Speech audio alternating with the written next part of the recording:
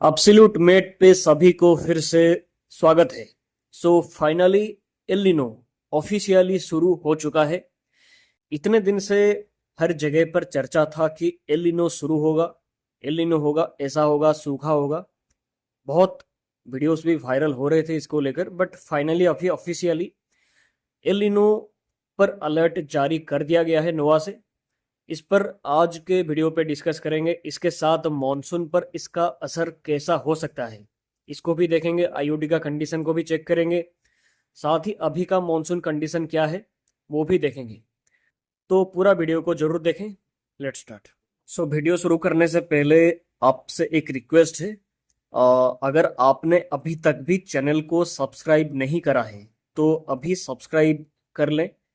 1000 subscribers के बहुत ही करीब है हम, इसलिए जल्दी से जल्दी 1000 सब्सक्राइबर्स पूरा करवा दीजिए।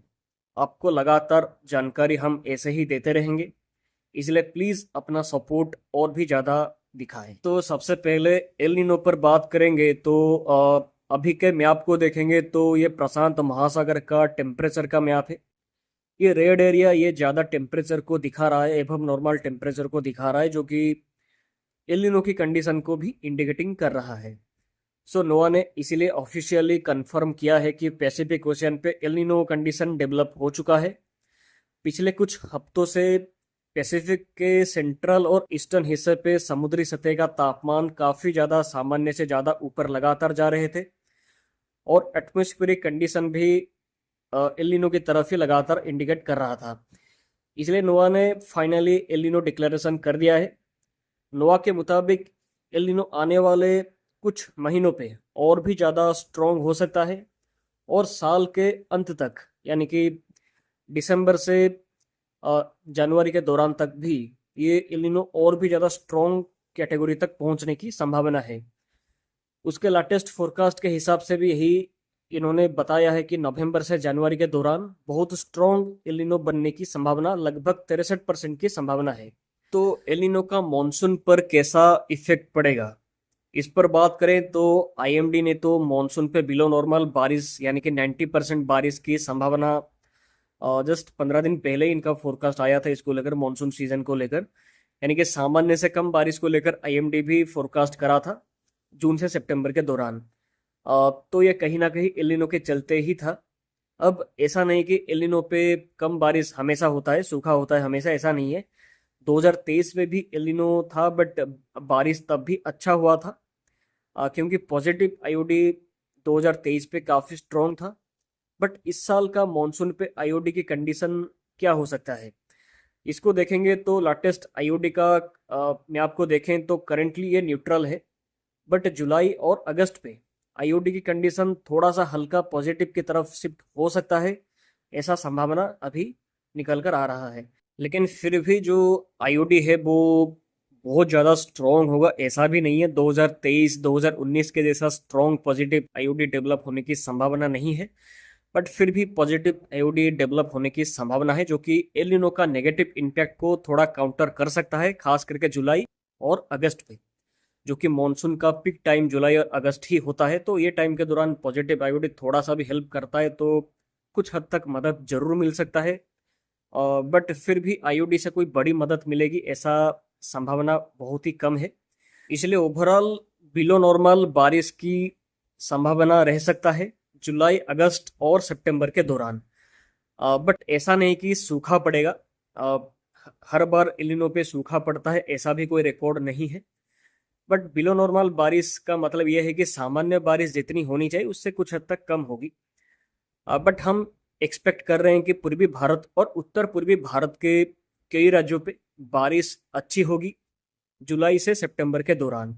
जो उड़ीसा, वेस्ट बंगाल, झारखंड, बिहार, छत्तीसगढ़, आंध्र प्रदेश, तेलंगाना और पूरे उत्तर पूर्वी भारत के राज्यों पे जो बारिश होगी वो सामान्य के आसपास रह सकती है। कुछ जगह पर सामान्य से ज्यादा भी हो सकती है, तो कुछ जगह पर सामान्य से कम भी यहाँ पर भी हो सकती है।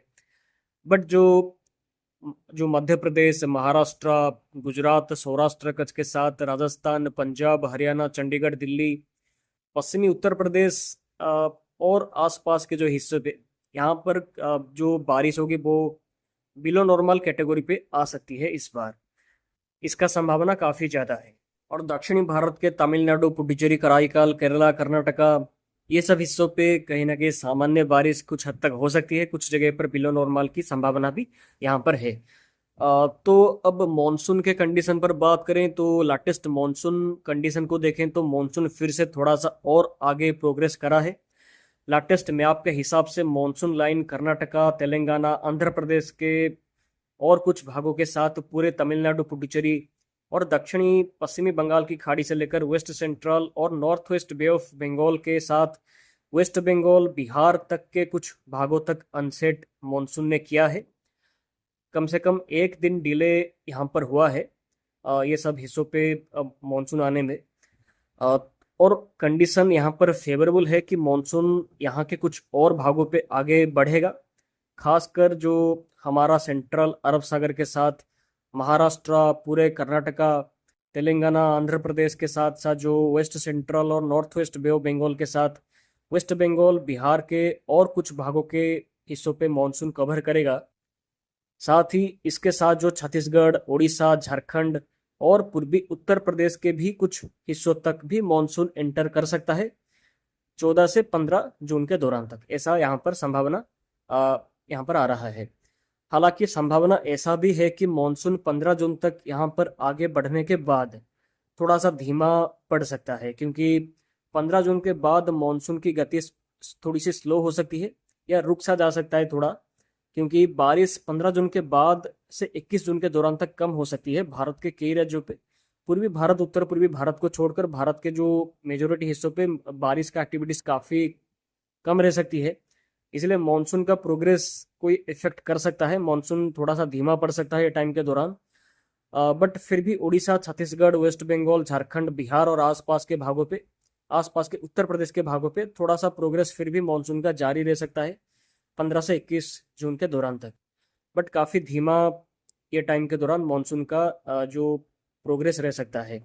और ऐसा लग रहा है कि उत्तर पश्चिमी भारत के साथ मध्य भारत और गुजरात, राजस्थान आदि राज्यों पे मानसून इस बार काफ़ी लेट से आ सकता है। मे बी 4-5 दिन लेट से आ सकता है, नहीं तो उससे थोड़ा और भी लेट हो सकता है। क्योंकि ऐसा कोई बारिश का कोई एक्टिविटी भी वहाँ पर नहीं है खास, और आने वाले 10 से 15 दिनों तक भी कोई ऐसा खास बारिश का संकेत मॉडल से कुछ ऐसा नहीं है। इसलिए लेट मॉनसून का यहाँ पर हो सकता है। कोई भी एक अच्छा वेदर सिस्टम अगर बंगाल की खाड़ी पे फॉर्म नहीं करेगा तब तक कोई इम्प्रूवमेंट ज़्यादा होगा नहीं। और मॉनसून धीमा पड़ने का रीज़न भी यही है कि बंगाल की खाड़ी पे कोई भी ऐसा मॉनसून सिस्टम नहीं है जो मॉनसून को भारत के अंदर तक ले जाए तेजी से। तो ये सब चीज़ पर हमारा नज़र लगातार बना हुआ है, आपको लगातार जानकारी हम ये सब चीज़ पर ऐसे ही आने वाले वीडियोस के माध्यम से देते रहेंगे। तो मॉनसून और एलिनो बारिश पर ऐसे ही जानकारी लगातार पाने के लिए आप हमारे साथ लगातार जुड़े रहें। वीडियो को लाइक और शेयर भी जरूर करें ताकि ज़्यादा से ज़्यादा लोगों तक सही जानकारी जा पाए। धन्यवाद और आप सभी का दिन शुभ हो।